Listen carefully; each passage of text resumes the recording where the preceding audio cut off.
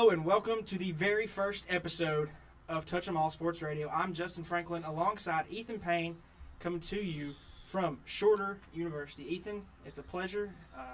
This has been a long time coming, and I personally cannot wait to get started. Yeah, I'm really excited for our first episode, and you ready to rumble on into things? Absolutely. Let's talk about NFL Championship Weekend, Ethan.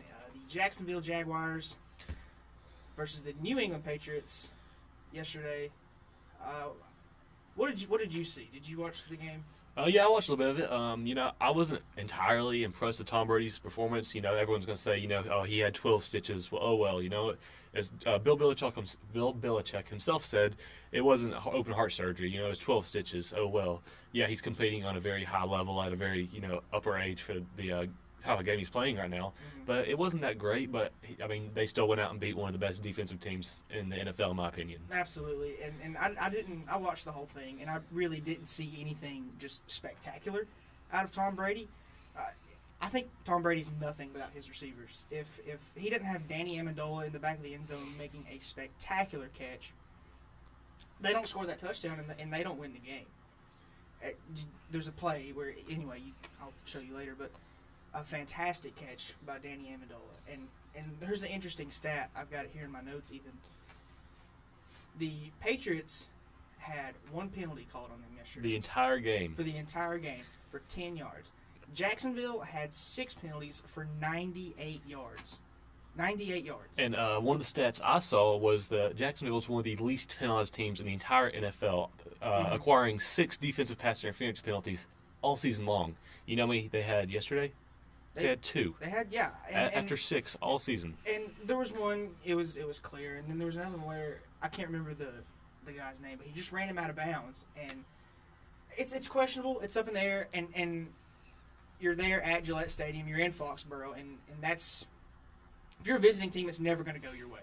Yeah. If you're in Foxborough. Entirely. Never. But Jacksonville's still a great team. And my question, the question I pose is, if the Patriots are the greatest, and Tom Brady is the GOAT, quote, greatest of all time, why do they always have to come from behind to win? That's a great point because, last year against the Falcons, heartbreaker, but they were down at 28-3. That's almost, no one's going to think, hey, we can come back from this and win. But why have to come back from that much of a deficit? Yeah, he's been able and been capable to do it every time it's been called upon for him to do it. But why is it a problem? Yeah, if he's the greatest, why do you find yourself in these situations? That's my question. Is are they really the greatest if they have to come from behind? You look at truly dominant teams, and they get on top early and they beat the team down until they're in submission. Yeah. They don't want to come back and play anymore. Right. But Tom Brady's having to come back and fight every game. I guess he's clutch. You could call him the coat. You could call him clutch. You could call him the coat. The clutchest of all time. The clutchest of all time. That's just me. And another thing, you look at New England's road to the Super Bowl. You had to beat, wait for it, Tennessee. The Tennessee Titans. Yeah. Not all that impressive, to be completely honest. The AFC is incredibly weak, I think. You had to beat 2 teams that hadn't been to the playoffs in a very long time. Jacksonville, I think, is still clearly the best team in the AFC. They're just a young squad. But they'll probably be back in the same position next year. Absolutely. Look at Leonard Fournette with his rookie numbers. What do you think he's going to do next season with more experience on his hands? Right, and I think Jacksonville's here to stay. I think New England's here to stay because obviously it's New England, it's the Patriots. But you got to wonder how much longer does Tom Brady have left in him? He's running out of gas, that's for sure. And I think that the injuries late in the game hurt Jacksonville too. There was the goal line stand when I was talking about Danny Amendola, a spectacular catch in the back of the end zone. They had some guys go down on defense on that drive. Jack, number 44, came up with some spectacular defensive plays yesterday. Really changed the game. Yeah, I saw that video. He went down. He went down on that goal line in the red zone. He had another lineman go down. I think if those guys stay healthy and they play, football's the most team sport. Absolutely. I think out there. You can't complete a pass if you don't have your lineman blocking for you. You can't complete a pass if the receiver drops the ball. And you can't catch a pass if you don't have a quarterback. So I think Jacksonville had the pieces. They had the opportunity. It's just you throw you're in there in Foxborough with these hostile New England fans, this hostile environment, and it's tough. It's tough to play like that. Well, also speaking back to where you were talking about injuries, Rob Gronkowski was taken out of the game with concussion protocol, if I'm not mistaken. How do you think that will? I mean, yeah, he has 2 weeks to get better, and that should be plenty of time with the concussion. But how do you think he'll be playing in the Super Bowl? I think I'm not entirely sure what the concussion protocol is in the NFL. I don't know. There's some teams that don't follow it at all. I feel like it's really lenient, really loose. But I think, looking back, I think that Jacksonville had a game plan, and their defensive game plan included Rob Gronkowski. They game planned around him in a sense, and they knew how to play with Gronk on the field. And then New England went in at halftime, adjusted their game plan without Gronk, and it was not what Jacksonville was ready for. And I think Jacksonville's outcoached. I think they got outcoached just a little bit. But you're correct in the part of they defensively game planned for such a high-powered offense that is the New England Patriots. Right. And since Jacksonville has such a high-powered defense, they're one of the best out there. What's it going to be like in the Super Bowl playing against a Philadelphia team that has a decent defense, but it's not nearly as good as Jacksonville? So how do you think that game will go in the Super Bowl before we talk about the NFC Championship? It'll be interesting. That's for sure. It's two high-powered offenses going against each other head-to-head. They have defenses, but they are not known for the defense. They're known for how good of an offense that both of them have. Right, but if you look at the NFC Championship game yesterday, Philadelphia picked off Case Keenum twice. So I think the Eagles' defense is coming together. A little bit. And you can look back yesterday at New England's defensive stats, and you can find positives in it. And you can say, oh, well, look, they did this. Look, they did this. They're defensively strong, but they played Blake Bortles. Yeah, there's a lot of jokes out there about Blake Bortles. He's not thought of very highly, and why should he be? Honestly. Yeah, he hasn't proved himself. Yes, Blake Bortles had the season of his life. But how many seasons did it take him to get there? Right, and he's still Blake Bortles. Can't forget that. Talking more to the NFC, like I said, Eagles defense picked off Case Keenum twice, scored 38 points on this Minnesota team that was favored to go to the Super Bowl, host the Super Bowl in their own stadium. Well, honestly, who would have even expected the Eagles to make it this far without their starter? Like, look how good Nick Foles has came in and done without even being expected to perform in this area. Because Carson Wentz he was being considered for MVP votes at some point in the season, right? Right. And now they lost him for the playoffs, and look how great Nick Foles has turned out to be. Nick Foles he's done a fantastic job, and the whole Eagles team has done a good job of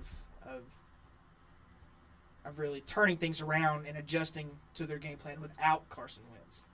I think part of this being able to play without Carson Wentz started in the season when they traded and got Jay Ajayi. Yeah, that was a fantastic pickup for them. Right, and I think that yes, Minnesota had a week to prepare, and they watched. There's a lot of film of the Eagles without Carson Wentz and with Nick Foles in this season, but you can't really prepare until you see that guy on the field.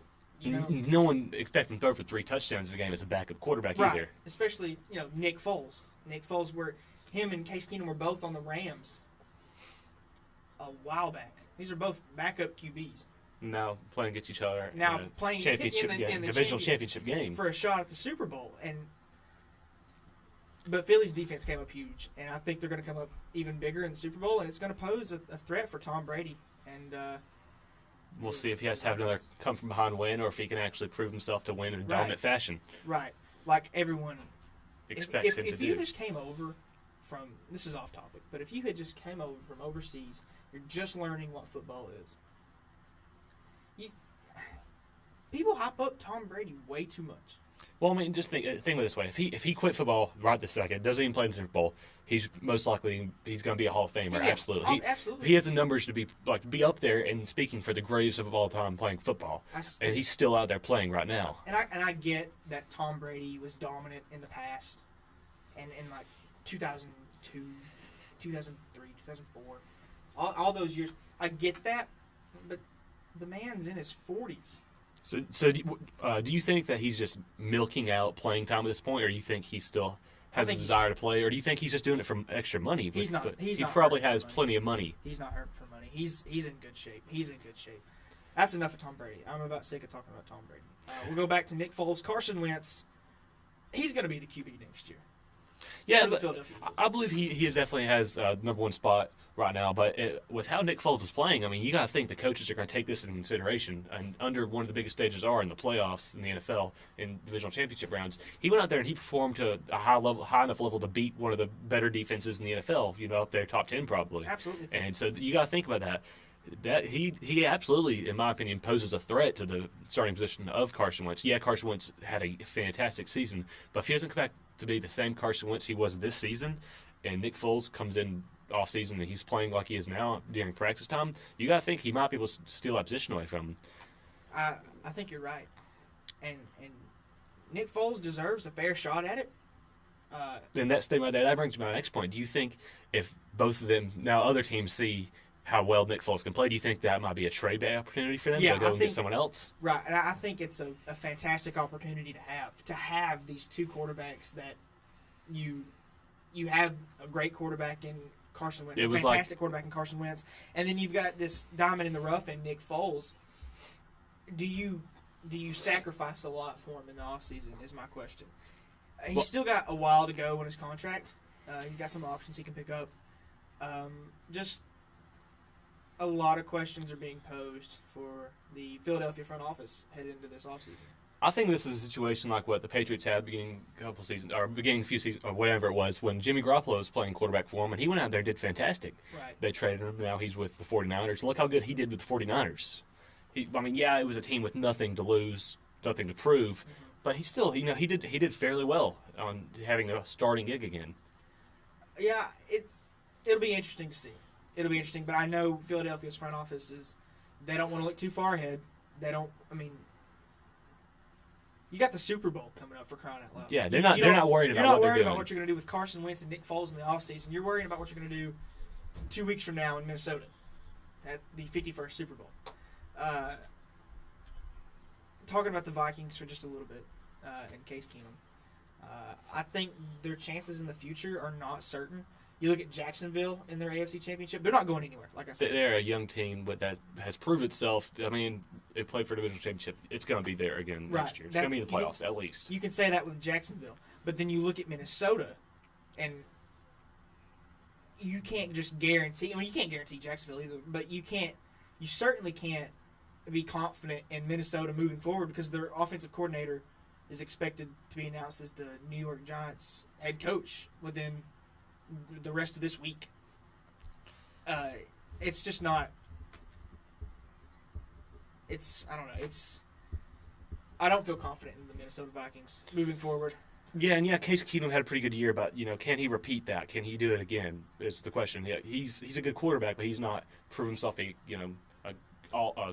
Pro Bowl quarterback yet. Right. He still has a far ways to go, and most offenses either start with a running back or great running back or great quarterback, mm-hmm. and I don't believe they have either.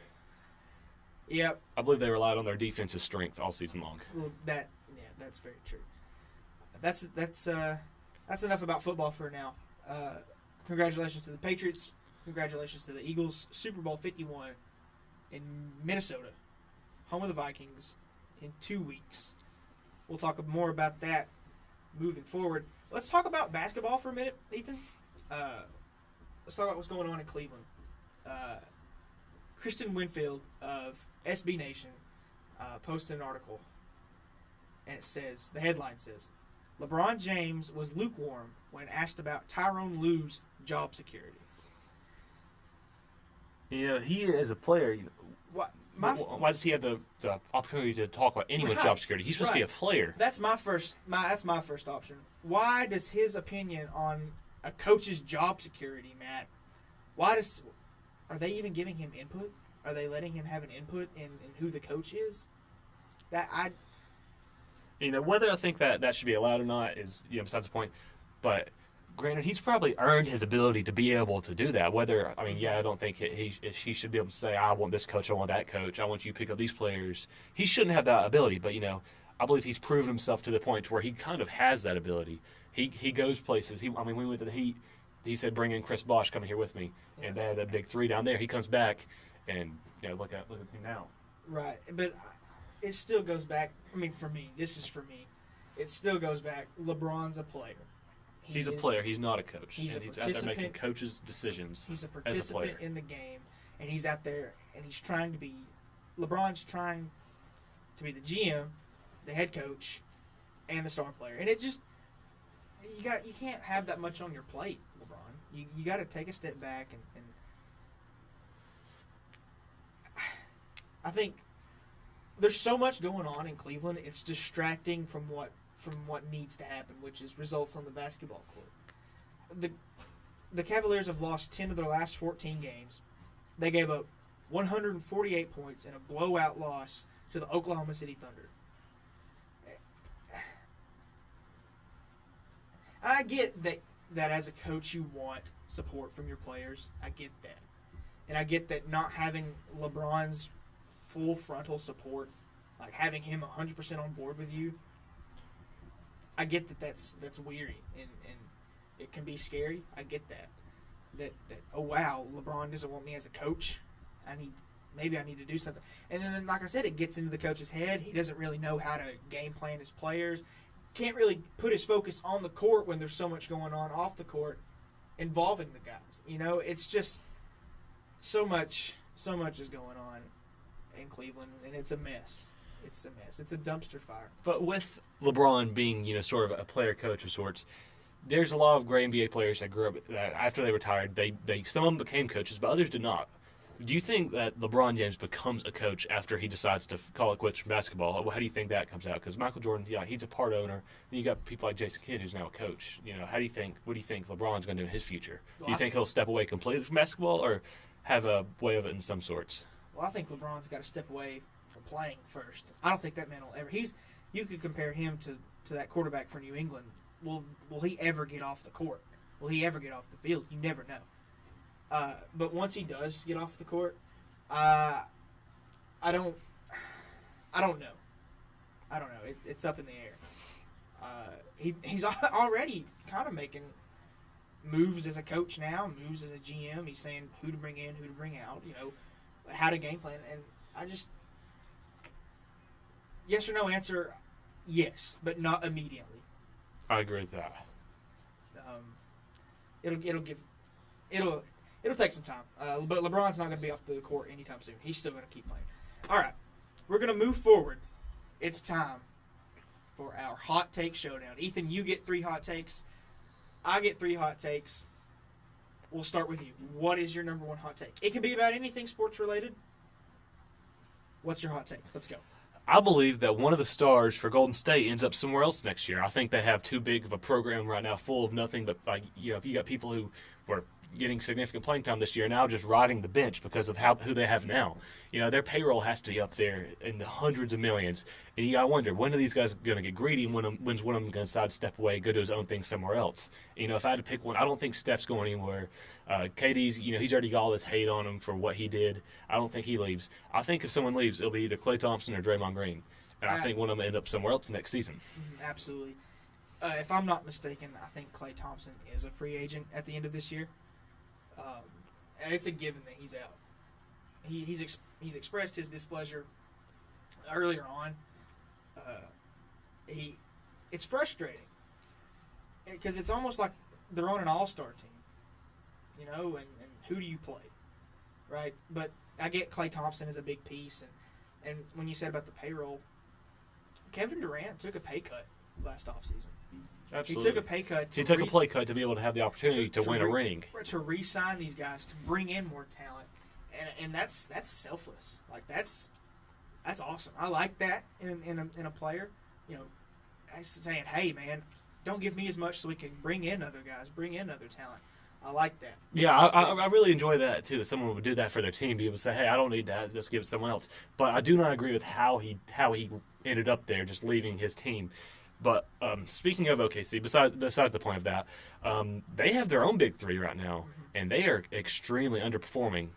Yeah, well, they did just blow out the Cavs, but that's neither here nor there. It is my turn. My hot take is, being an Atlanta Falcons fan, it's hard, but I think the Atlanta Falcons need to start looking at other options under center.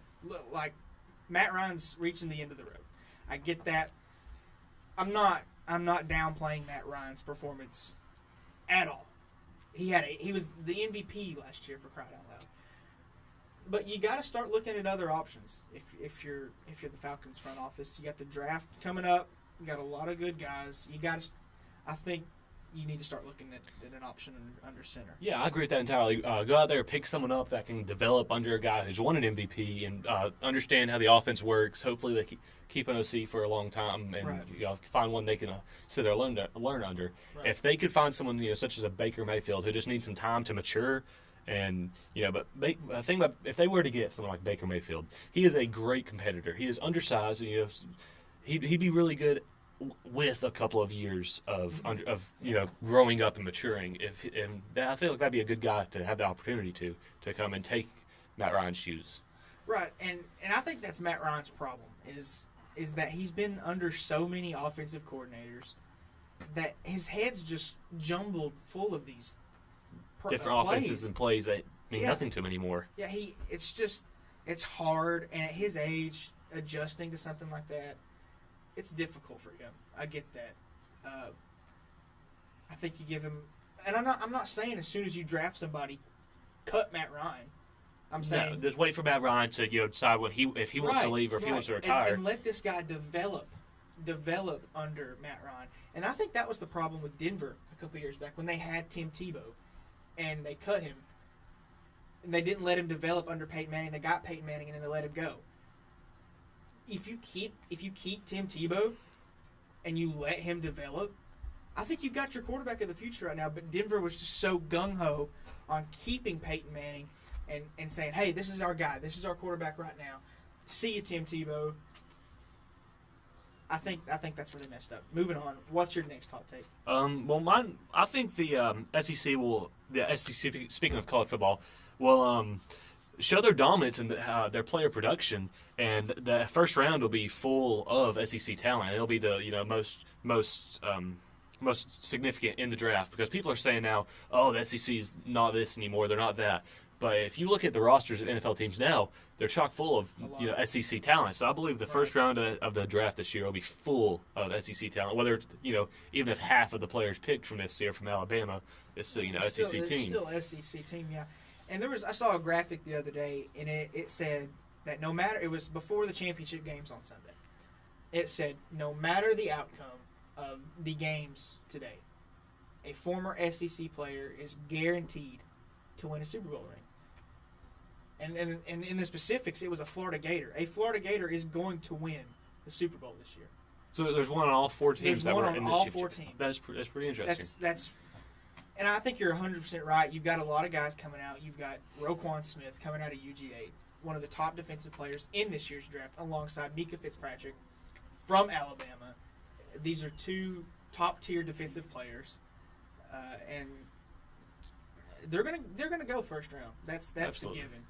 It's just a matter of. And you got Alabama's receiver in Calvin Ridley.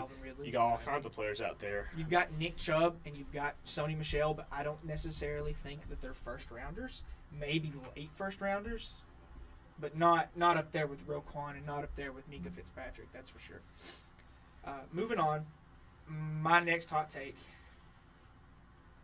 is that the Super Bowl's not a blowout. It's not going to be an offensive shootout.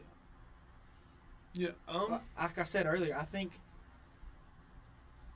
a defense steps up, and I think it's going to be Philadelphia's defense really steps up and shuts it down. And that's when I made my picks for the AFC Championship. I had New England scoring 28 points, and then I remembered that they're going up against Jacksonville's defense. So like, there's no way they're going to score 28 points. So I brought it back down to 14. But I think Philly's defense really steps up, and I think they'll perform. I think this is an extremely close game, decided by maybe a field goal or two. And I don't know if it'll be a high scoring game or a low scoring game. I've been wrong in my picks before. Mm-hmm. I think it's gonna be a very close game either way. Right. So that's mine. We'll move on to yours. What you got? Last one. My last one is okay. I think I really love the offseason move that the Braves made with the Dodgers, getting all those getting all those very good players, and dropping off the giant contract on Matt Kemp. But to be a winning team in the MLB these days, you got to have a team full of superstars. I mean, look at Chicago. They have Chris Bryant, Anthony Rizzo, all these guys. You look at the Astros. They have Carlos Correa. They have all these guys out there, and you could look at the Braves. Who do they have? I mean, last year they had Bartolo Colon, R.A. Dickey. I mean, those are not big enough named guys. You got to have big guys. I think they go outside this season, and they make a big trade and get a big name guy because they have the prospects right now. They have 8 in the top 100 prospects. So whether they go out and trade some of those guys, that might be a possibility. But I believe they make some kind of big move this offseason or by the beginning of the season. I agree with that wholeheartedly. I think to be, like I said, or like you said rather, to be successful in today's MLB, you've got to have this star player. They have Freddie Freeman, who's a star on his own, but he didn't really get a bunch of playing time last year due to his injury. Mm-hmm. And when he did, he kind of got trotted out third base a little bit. And whether that be a move that works out in the long run, they brought in Matt Adams. Get a big first base. They dropped him, or if I'm not mistaken. Yeah, he signed with the Nationals over the offseason. But then an argument could be made that you're developing your superstar in Dansby Swanson. You're developing your superstar in Ronald Acuna.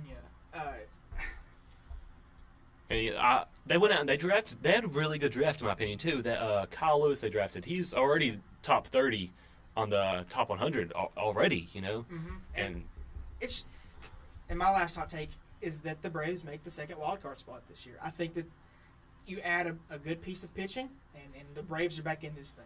If you can get around your managerial struggles, you're back in the playoff hunt, and you add a pitching piece. That's me, though, and that's been our hot take segment for today. We are out of time. It is 2:30. Ethan, this has been fantastic. Cannot wait to get back at this again. We'll see you Wednesday with a whole lot more here on Touch 'em All Sports Radio at Shorter University.